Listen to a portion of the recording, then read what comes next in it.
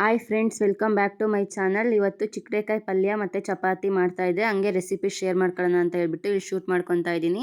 ನೋಡಿ, ಇಲ್ಲಿ ಚಿಕ್ಕಡೆಕಾಯಿ ಎಲ್ಲ ಚಿಕ್ಕ ಚಿಕ್ಕದಾಗಿ ಕಟ್ ಮಾಡ್ಕೊತಾ ಇದ್ದೀನಿ. ನೀಟಾಗಿ ವಾಶ್ ಮಾಡಿ ಇಟ್ಟಿದೆ. ಅದಕ್ಕೆ ಇಲ್ಲಿ ಚಿಕ್ಕ ಚಿಕ್ಕದಾಗಿ ಕಟ್ ಮಾಡ್ಕೊತಾ ಇದ್ದೀನಿ. ಕಟ್ ಮಾಡಿಕೊಂಡು ಇದಕ್ಕೆ ಏನೇನು ಬೇಕಂತ ಎಲ್ಲ ರೆಡಿ ಮಾಡ್ಕೊತೀನಿ. ರೆಡಿ ಮಾಡ್ಕೊಳ್ಳೋದು ನೋಡ್ತಾ ಇರಿ. ಹಂಗೆ ನಾನು ಇವತ್ತು ತಮ್ಲೈನಲ್ಲಿ ಹೇಳಿದ್ದೀನಲ್ವ ಟೈಟಲಲ್ಲಿ, ಅದ್ರ ಬಗ್ಗೆ ಸ್ವಲ್ಪ ಮಾತಾಡ್ತೀನಿ. ಹಿಂದೆ ನಾನು ಒಂದು ಸಿಂಪಲಾಗಿ ಒಂದು ವಿಡಿಯೋ ಮಾಡಿಬಿಟ್ಟು ಸುಮ್ಮನೆ ಆಗಿಬಿಟ್ಟಿದ್ದೆ. ಮತ್ತೆ ಅದ್ರ ಬಗ್ಗೆ ಮಾತಾಡೋದು ಬೇಡ ಅಂತ ಹೇಳ್ಬಿಟ್ಟು. ಯಾಕೆಂದರೆ ಪಾಪ ಎಲ್ಲರೂ ವಿಡಿಯೋ ಮಾಡಿ ಹೇಳ್ತಾ ಇದ್ದಾರೆ ಅವ್ರು ಮಾಡ್ತಾ ಇರೋ ತಪ್ಪು ಅಂತ ಹೇಳ್ಬಿಟ್ಟು.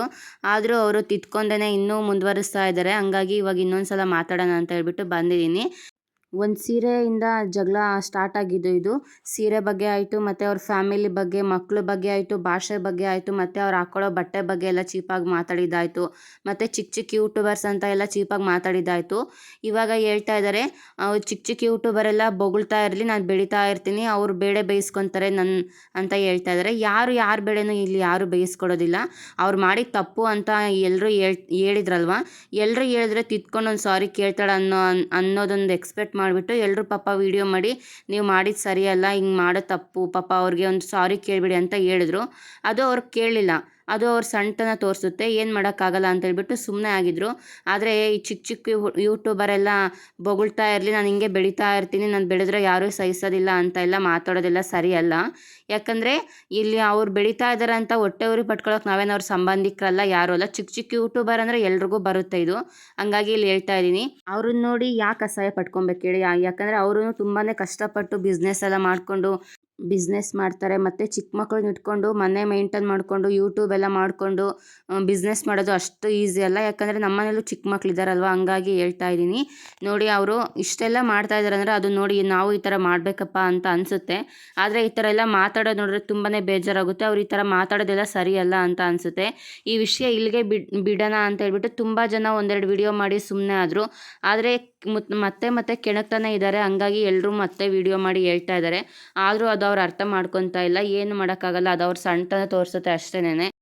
ಮತ್ತು ಇಲ್ಲಿ ರೆಸಿಪಿಗೆ ಬರೋದಾದರೆ, ಒಂದು ಕುಕ್ಕರ್ ಇಟ್ಕೊಂಡಿದ್ದೀನಿ. ಕುಕ್ಕರ್ ಬಿಸಿಯಾಗಾದ್ಮೇಲೆ ಸ್ವಲ್ಪ ಎಣ್ಣೆ ಹಾಕ್ಕೊಂಬಿಟ್ಟು, ಎಣ್ಣೆ ಬಿಸಿಯಾಗಾದ್ಮೇಲೆ ಸಾಸಿವೆ ಜೀರಿಗೆ ಹಾಕಿದ್ದೀನಿ. ಅದು ನೀಟಾಗಿ ಫ್ರೈ ಆಗಿದ್ದಾದಮೇಲೆ ಕರಿಬೇವಿನ ಸೊಪ್ಪು ಮತ್ತು ಬೆಳ್ಳುಳ್ಳಿ ಹಾಕ್ಕೊಂಡಿದ್ದೀನಿ. ಬೆಳ್ಳುಳ್ಳಿ ಕ್ರಷ್ ಮಾಡಾದರೂ ಹಾಕ್ಕೊಬೋದು, ಹಂಗೆ ಆದರೂ ಹಾಕ್ಕೊಬೋದು. ಮತ್ತು ಅವೆರಡು ಫ್ರೈ ಆಗಿದ್ದಾದಮೇಲೆ ಈರುಳ್ಳಿ ಮತ್ತು ಟೊಮೊಟೊ ಹಾಕಿ ನೀಟಾಗಿ ಫ್ರೈ ಮಾಡ್ಕೊಂಡಿದ್ದೀನಿ. ಅದು ಫ್ರೈ ಆಗಲಿ ಅಷ್ಟರೊಳಗೆ ಇದಕ್ಕೊಂದು ಮಸಾಲೆ ರೆಡಿ ಮಾಡ್ಕೊಬೇಕಂತ ಹೇಳ್ಬಿಟ್ಟು ಆಗಲೇ ಕಡಲೆಬೀಜ ಹುರಿದ್ನಲ್ವ ವಿಡಿಯೋದಲ್ಲಿ ತೋರಿಸಿದ್ರು.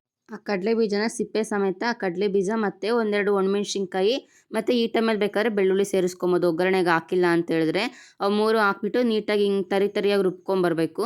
ಅಷ್ಟರೊಳಗೆ ನೋಡಿ, ಇಲ್ಲಿ ಟೊಮೊಟೊ ಮತ್ತು ಈರುಳ್ಳಿ ಎಲ್ಲ ಸಾಫ್ಟಾಗಿ ಬೆಂದಿದೆ. ಅದಕ್ಕೆ ಇವಾಗ ಚಿಕ್ಕಡೆಕಾಯಿ ಹಾಕ್ಕೊತಾ ಇದ್ದೀನಿ. ಈ ಪಲ್ಯ ಅಂತೂ ತುಂಬಾ ಈಸಿ ಮಾಡೋದು ಮತ್ತು ಅಷ್ಟೇ ರುಚಿಯಾಗಿರುತ್ತೆ. ಬೇಗ ಮಾಡ್ಕೊಂಬಿಡ್ಬೋದು. ಕುಕ್ಕರಲ್ಲಾದರೆ ಸ್ವಲ್ಪ ಬೇಗ ಆಗಿಬಿಡುತ್ತೆ. ಪಾತ್ರೆಲಾದರೆ ಸ್ವಲ್ಪ ಟೈಮ್ ಹಿಡಿಯುತ್ತೆ ಅಂತ ಹೇಳ್ಬಿಟ್ಟು ನನಗೆ ಇವತ್ತು ಟೈಮ್ ಇರಲಿಲ್ಲ, ಹಂಗಾಗಿ ಕುಕ್ಕರಲ್ಲೇ ಮಾಡ್ತಾಯಿದ್ದೀನಿ. ನೋಡಿ, ಇದು ಚಿಕ್ಕಡೆಕಾಯಿ ಎಲ್ಲ ನೀಟಾಗಿ ಹಾಕಿ ಇಲ್ಲಿ ನೀಟಾಗಿ ಮಿಕ್ಸ್ ಮಾಡ್ಕೊತಾ ಇದ್ದೀನಿ. ಎಣ್ಣೆಲೆ ಸ್ವಲ್ಪ ಫ್ರೈ ಆಗಲಿ ಅಂತ ಹೇಳ್ಬಿಟ್ಟು. ನೀಟಾಗಿ ಫ್ರೈ ಆಗಿದ್ದಾದಮೇಲೆ ಇದಕ್ಕೆ ಸ್ವಲ್ಪ ಅರಿಶಿನ ಪುಡಿ ಮತ್ತು ಸ್ವಲ್ಪ ಧನಿಯಾ ಪುಡಿ, ಹುರಿದಿರೋ ಅಂಥ ಧನಿಯಾ ಪುಡಿ ಸೇರಿಸ್ಕೊತಾ ಇದ್ದೀನಿ. ಮತ್ತು ಸ್ವಲ್ಪ ಖಾರದ ಪುಡಿ ಸೇರಿಸ್ಕೊತೀನಿ ಇದಕ್ಕೆ.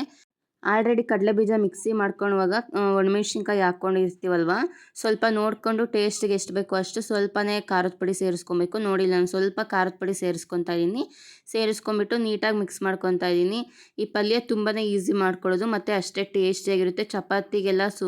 ಚಪಾತಿ ಮತ್ತು ಅನ್ನಕ್ಕೂ ಚೆನ್ನಾಗಿರುತ್ತೆ. Super combination. ಒಂದು ಸಲ ಟ್ರೈ ಮಾಡಿ ನೋಡಿ.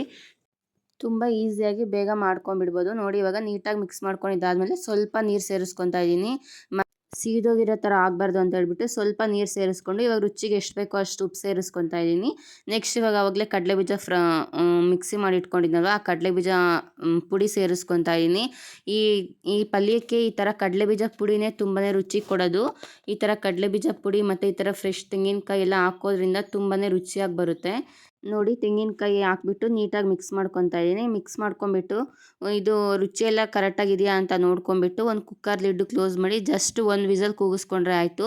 ಯಾಕಂದರೆ ಇದು ಚಿಕ್ಕಡೆಕಾಯಿ ಅಲ್ವಾ, ಬೇಗನೆ ಬೆಂದ್ಬಿಡುತ್ತೆ. ಮತ್ತು ಎಳೆದು ಬೇರೆ ತುಂಬ ಏನು ಬಲ್ತೋಗಿರೋ ಥರ ಏನೂ ಆಗಿಲ್ಲ. ಹಂಗಾಗಿ ಇದು ಚಿಕ್ಕದಾಗೆಲ್ಲ ಹಚ್ಕೊಂಡಿರ್ತೀವಲ್ವ, ಹಂಗಾಗಿ ನೀಟಾಗಿ ಬೇಗ ಬೆಂದ್ಬಿಡುತ್ತೆ.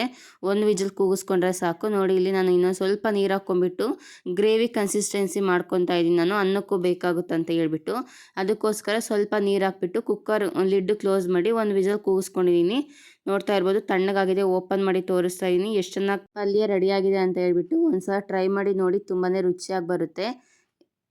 ನೋಡಿ ಇಲ್ಲಿ ಎಷ್ಟು ಚೆನ್ನಾಗಿ ಗಟ್ಟಿಯಾಗಿ ಕರೆಕ್ಟಾಗಿ ಆಗಿದೆ. ಅನ್ನದ ಜೊತೆಗೂ ಅನ್ನಕ್ಕೂ ಹೊಂದ್ಕೊಳ್ಳೋ ಥರ ಮಾಡ್ಕೊಂಡಿದ್ದೀನಿ. ಇಲ್ಲಿ ಮಧ್ಯಾಹ್ನಕ್ಕೂ ಬೇಕಾಗುತ್ತೆ ಪಲ್ಯ ಅಂತ ಹೇಳ್ಬಿಟ್ಟು.